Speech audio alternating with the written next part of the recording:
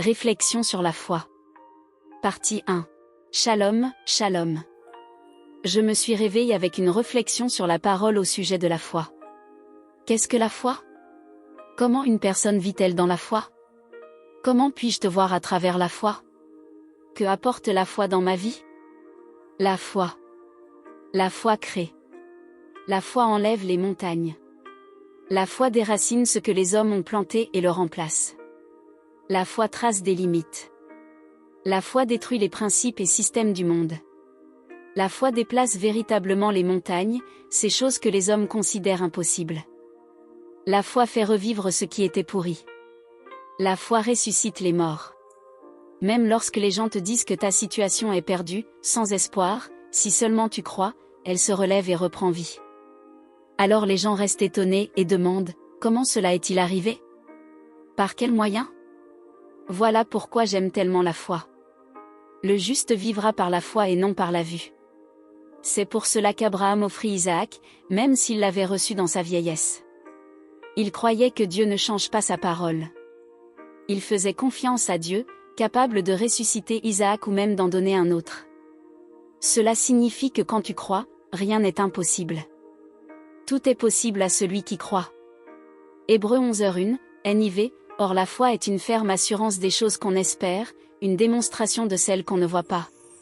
Avoir la foi, c'est croire la parole de Dieu, croire ce que dit la Bible. Tout ce qui est écrit dans la Bible est pour moi, et quand je le lis, je me réjouis. Car cela fortifie ma foi. Ce n'est plus moi qui marche, mais Christ qui marche en moi. Ce n'est plus moi qui parle, mais Christ qui parle en moi. Ce n'est plus moi qui vis, mais Christ qui vit en moi. Il a tout accompli pour moi. Je crois qu'en Jésus-Christ je suis devenu extraordinaire. Je peux toujours me tenir ferme comme quelqu'un d'unique. Même si je passe par les grandes eaux, je crois que Christ a déjà accompli la victoire. Car il n'a rien laissé inachevé. Il s'est dépouillé de sa gloire céleste et a revêtu la souffrance et la douleur. Le châtiment qui te revenait, à toi et à moi, Jésus l'a porté en entier. Tu n'as donc plus de raison de vivre sous la condamnation, tu es libre. Christ est vivant. Il est mort et ressuscité pour toi. Aujourd'hui tu es libre. Il a fait de toi un enfant de Dieu, appelé à vivre la vie divine, la vie royale. Aujourd'hui est un jour spécial, nous vivons comme des rois et des prêtres par Christ. Quand tu crois en Christ, tu reçois la paix. Quand tu crois en Christ, tu reçois la vie éternelle. Tu reçois la joie. Tu reçois la santé. Tu reçois la richesse, tu deviens véritablement riche.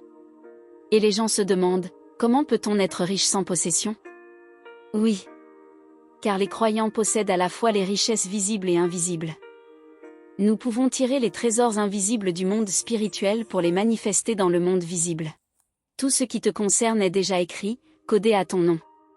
Dieu l'avait préparé avant ta naissance. Cela existe dans le monde spirituel, même si tu ne le vois pas.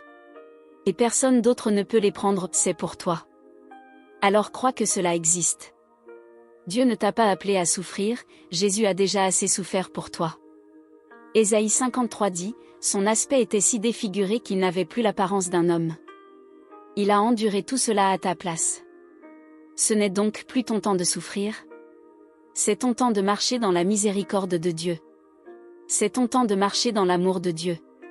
C'est ton temps de vivre comme un enfant de Dieu. Un enfant du roi des rois. Un roi qui ne manque de rien. Un roi qui ne tombe pas malade. Un roi qui ne souffre pas. Voilà la vie à laquelle nous sommes appelés. Merci beaucoup. Soyez bénis.